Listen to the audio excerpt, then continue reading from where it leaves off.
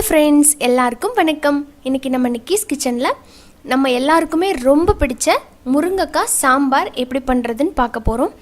என்னங்க சாம்பார் பண்ணுறது கஷ்டமா அப்படின்னு நீங்கள் கேட்குறது எனக்கு புரியுது.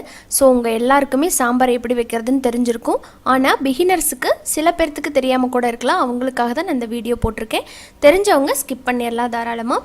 சரி வாங்க இந்த டேஸ்ட்டான சாம்பாரை எப்படி பண்ணலாம் அப்படின்னு பார்ப்போம். சாம்பார் பண்ணுறதுக்கு ஃபஸ்ட்டு நம்ம பருப்பை வேக வச்சு எடுத்துக்கலாம். அதுக்கு ஒரு குக்கரில் 100 கிராம் துவரம் பருப்பை நல்லா இந்த மாதிரி அலசிட்டு எடுத்துருக்கேன். இப்போ அதை சேர்த்துக்கிறேன். இந்த அளவு 4 பேர்த்துக்கு போதுமானதாக இருக்கும், நீங்கள் பார்த்துக்கோங்க. இப்போ அது கூடவே ஒரு தக்காளியை இந்த மாதிரி கட் பண்ணியிருக்கேன். அதோட 2 பல்லு பூண்டு, 1/2 டீஸ்பூன் சீரகம், கூடவே ஒரு 1/4 டீஸ்பூன் போல் மஞ்சள் பொடி. தேவையான அளவுக்கு தண்ணி சேர்த்துக்கலாம்.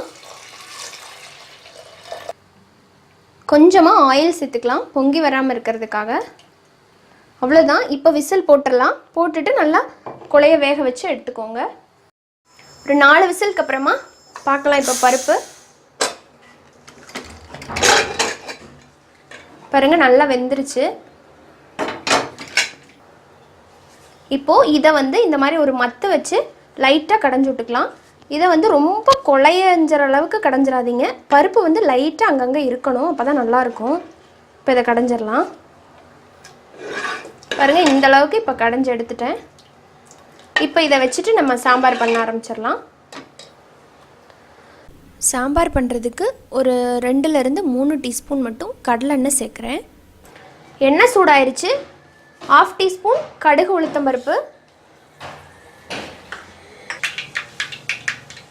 இதில் 1/4 டீஸ்பூன் சீரகம், கருவேப்பிலை சேர்க்குறேன்,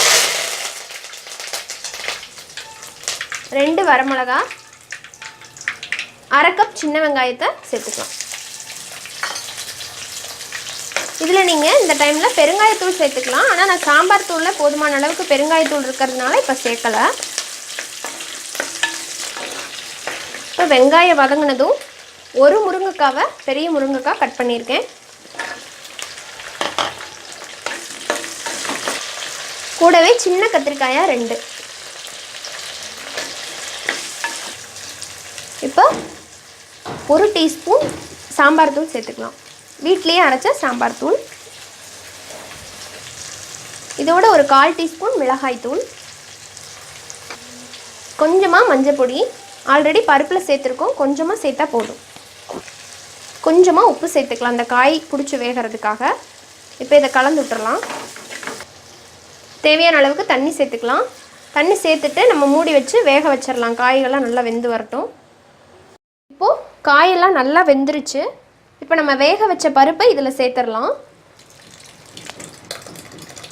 இப்போ தேவையான அளவுக்கு உப்பு இல்லை காய்க்கு சேர்த்தோம். இப்போ குழம்புக்கு எல்லாத்துக்குமே சேர்த்துக்கலாம். பாருங்கள் சாம்பார் நல்லா கொதிச்சிட்ருக்கு. இந்த டைமில் 1/2 லெமனை விட கம்மியாக புளி எடுத்து புளி தண்ணி எடுத்துருக்கேன். இப்போ அதை சேர்த்துக்கிறேன்.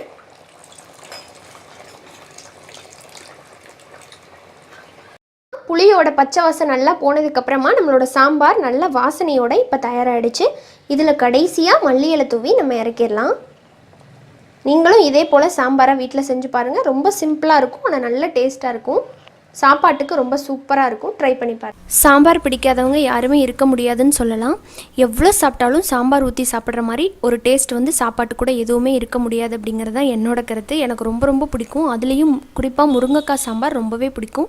நீங்களும் இதே போல் செஞ்சுட்டு ஃபீட்பேக் சொல்லுங்கள். பிடிச்சிருந்தா நம்ம சேனல் நிக்கிஸ் கிச்சனை சப்ஸ்கிரைப் பண்ணிக்கோங்க. கூடவே இருக்கிற பெல் சிம்பளையும் கிளிக் பண்ணிக்கோங்க. இன்னொரு இன்ட்ரெஸ்டான வீடியோவோடு உங்கள் எல்லாரையும் சந்திக்கிறேன். நன்றி, வணக்கம்.